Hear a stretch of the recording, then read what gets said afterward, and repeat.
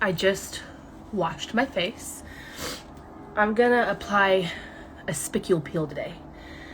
And a Spicule peel works completely different than a chemical peel. It doesn't damage or mess with your microbiome layer at all. So the healing time is completely different than a chemical peel. The other thing is that because it's using spicules, which I'll tell you what they are in a moment, there's not acids involved. So there's no need to like prep the skin with retinoids or, there's no need to prep the skin with retinoids or like make sure you strip off all the oils. So normally with a chemical peel, you would like cleanse the skin twice with like a more exfoliating or purifying cleanser. And then you would strip it with an astringent like product or isopropyl alcohol or acetone. They use a lot in medical offices. And then they would apply the peel. And the whole reason behind that is the acids cannot penetrate the skin unless the skin is at a lower pH. So you're removing oil and lowering the pH. To do that, you have to compromise your microbiome. You have to like break through the acid mantle layer so the ingredients can get in. So with the chemical peel, you just tend to have more inflammation. And you have to work into them more slowly, like I had said. So like if you're not already prepped with retinoids, you need to start using retinoids before they can really start doing the chemical peels on you. Whereas with spicule peels, no. The only thing that you might need to be prepped with is tyrosinase inhibitors, lighteners and brighteners, depending on your Fitzpatrick, aka the amount of melanation that you have in your skin. Okay, so how the spicules work is spicules, you can get man-made ones, which when you do a spicule peel that is like one made in a lab, it's always going to be like in a white carrier liquid, and I'm pretty sure they're man-made spicules. And then the one I like to use is this one by Cosmetics. It's called the Deep Sea Peel. See how it basically is brown? This one is made up from crushed up coral, sponge, and there's bladderwrack seaweed in it. And this is where spicules were created and discovered. So what happened is these little spicules are microscopic, you can't see them. And they're inside the sponges and inside the bladderwrack. And then when they looked at them with a super fancy schmancy microscope, they literally found out that they are like cone shaped. They're like little shards. And they are in fact made of glass, which is funny because for years and years I told people it feels like shards of glass being rubbed into your skin, because that's exactly what it feels like as you start working it in. But they didn't understand why this peel worked for a long time. And it's because once they analyzed the bladderwrack and the coral and the sponge, they were able to see these spicules inside of there. So basically this is the peel that's known as liquid microneedling. I'm going to add oil to this. Cosmetics makes a liquid oil that you can put in it, but it's, like a 4-ounce jar for like $45. It's mainly just shea oil. So I just use grapeseed oil. And I don't have to strip my skin. So I have cleansed well, and I've cleansed with the sonic device, because the big thing about this is I do want my pores really clean before I start driving stuff into them, okay? So I'm gonna put my gloves on. This peel's a doozy. Okay, so this is gonna give you pretty much a medium depth peel. The longer you can go rubbing it in and pushing it in, the better results, the deeper it's going to get. You can't really overdo this peel. That's the beauty of it. And it's for any skin, any Fitzpatrick, so any level of melanation. So as many people know who are estheticians or have melanation, who are darker, you have to be careful with chemical peels because they can kick up too much inflammation and then cause hyperpigmentation, worse so than if you were a light-skinned person. So with a lot of chemical peels, you can't use in the higher Fitzpatricks because of that. This particular one you can use in the high Fitzpatricks. So I'm just going to pour a little bit of grapeseed oil in. And when you start rubbing this in, your edema is going to start getting kicked up. So when that happens, the spicules can't go in as easily. So the best thing to do is try to get in. I go in hard and heavy. So I'd rather be like aggressive and push hard and like get it in the beginning than like kind of be delicate about it, because as the edema comes into the tissues, the little spicules can't get in as easily. So it's better to go kind of hard and heavy up front, then like slow and like slowly work them in, if that makes sense. So I don't need to strip with alcohol or purity balance or anything like that, because of the fact that this is not based on pH or acids or anything like that. Hello, little Miss Victoria. Okay, so here we go. I do in quadrants. So I'm going to start here. Here, we'll see how it goes. Okay.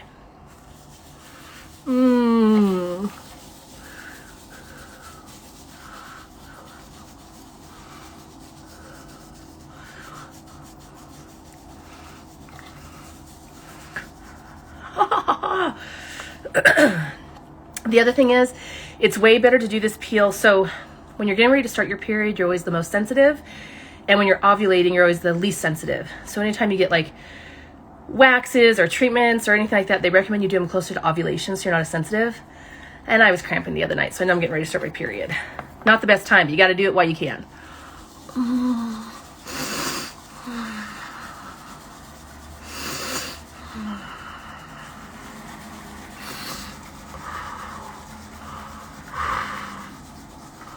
Breathe, breathe, breathe.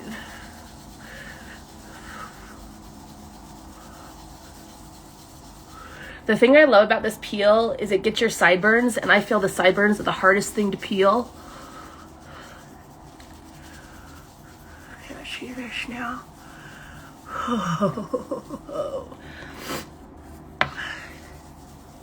So as soon as I stop scrubbing, it doesn't hurt anymore. It's just as you press it in.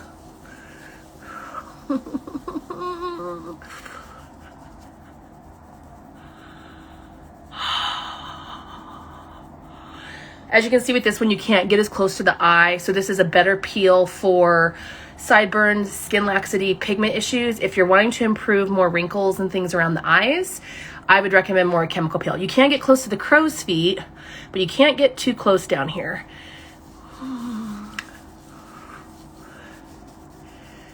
I do not like this. See how red I'm getting?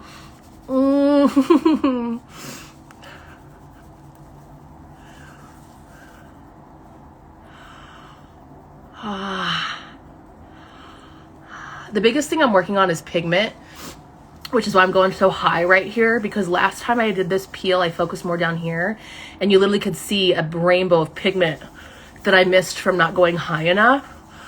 So I'm really going to focus on my cheek areas. Okay, let's do this other side. Ooh. Ooh, mama.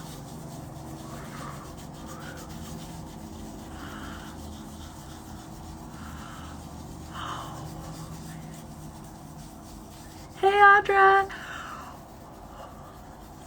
So I'm just doing a Spicule peel right now.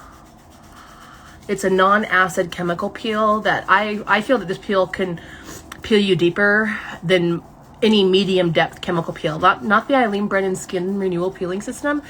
That's the only medium depth peel I'd say can go deeper than this.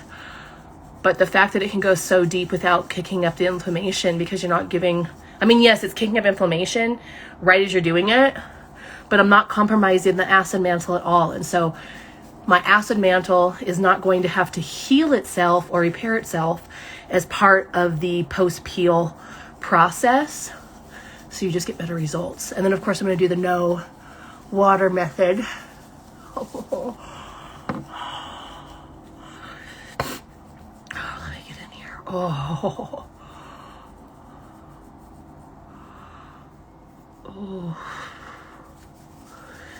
Like I said, I really attack the sideburns because this can peel your sideburns, where I really, really struggle with getting chemical peels to peel this. Usually with chemical peels, you kind of stop like right here. It's really hard to get this part to peel with chemical peels. I've got some acne scarring right here still, and a spider bite.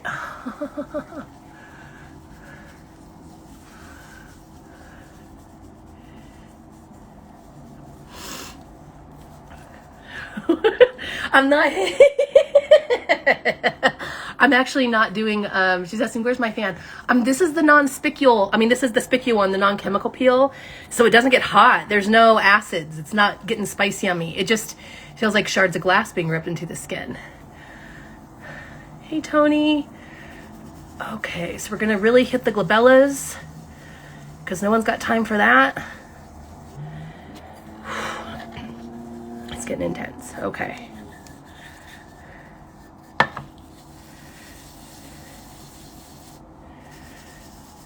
Okay.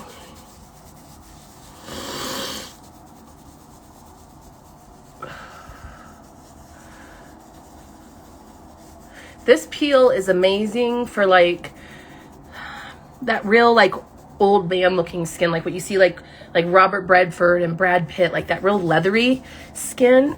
This would be the peel I would absolutely go for if they came to my treatment room with skin like that, because this peel cuts so quickly to your end point without creating the inflammation that chemical peels do.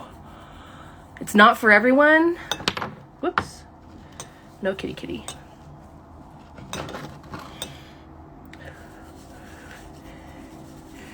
But it's my favorite. This is my all-time favorite.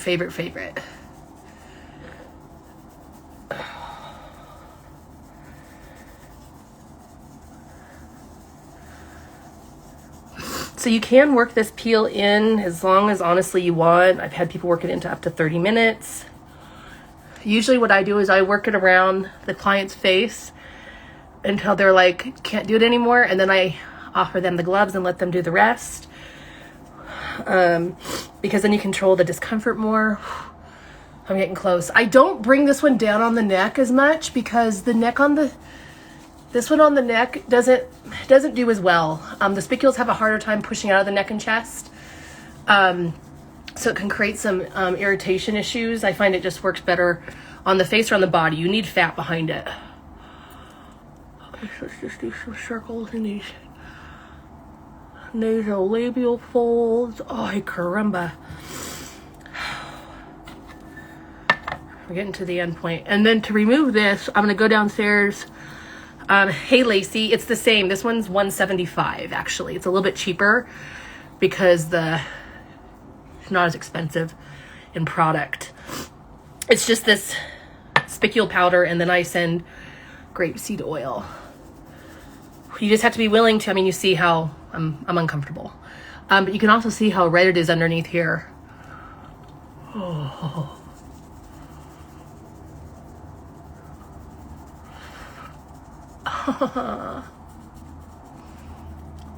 So to remove this, I'm going to go downstairs in my kitchen, and this is how I have my clients remove it too. We go to where the sink is, where the hose is. I don't try to remove this with 4x4s at all. I will have you go over the sink, and I turn the water on warm enough to where I do want to melt kind of the oil off, but I want you to be comfortable. I don't want it hot because it will, you're already red. And then I literally use pressure and the hose to spray off the spicules, and then I just lightly press my face dry with a flour sack towel, and then that's it. I don't even put any oil on because there's still oil on your face from this peel. So I just leave it alone, and I do the no water method as part of my post-care, of course. If you are an esthetician and you don't know about the no water method, email me at love@prakashog.com, and I will send you my no water method protocol for post peel care. It will actually absolutely be a game changer for you. Okay, Sabby Mama, she's so proud of how far you've come. Oh, you're so sweet. She was cleaning out her skincare today, and she found like old bottles and bags. So thank you so much, Audra.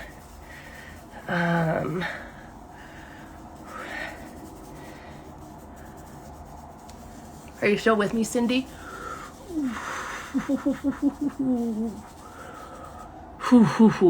So yeah, as soon as I stop scrumming, it doesn't hurt anymore, Cindy, because there's no acids.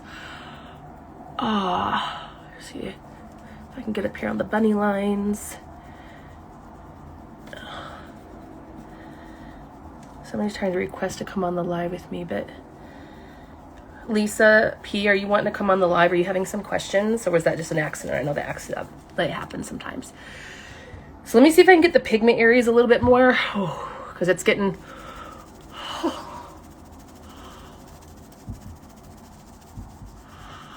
Oh, oh.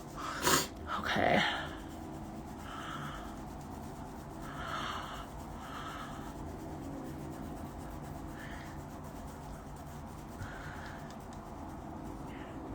There's also a spot here I really want to get.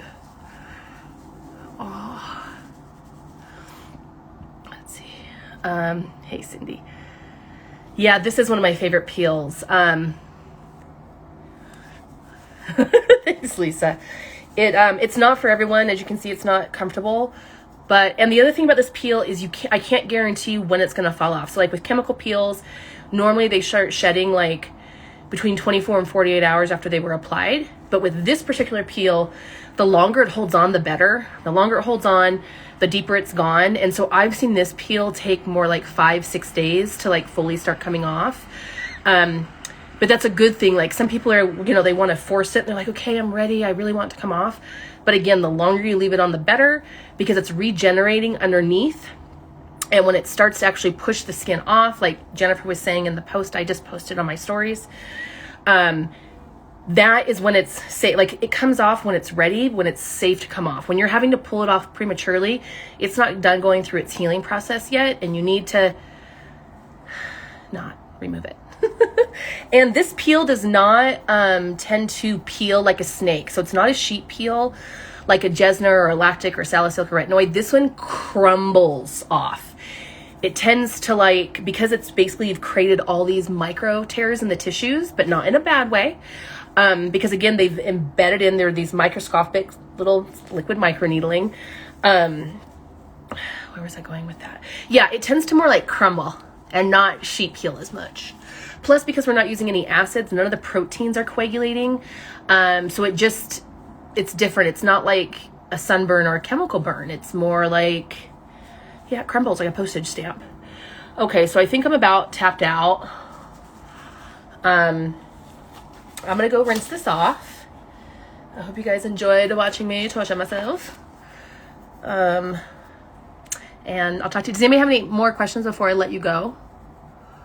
If you're interested in this peel, go ahead and either message me here or go to my website and book a free peel consultation. I don't charge to learn about them, and we can kind of go over the different options. But yeah, thank you so much. Take care.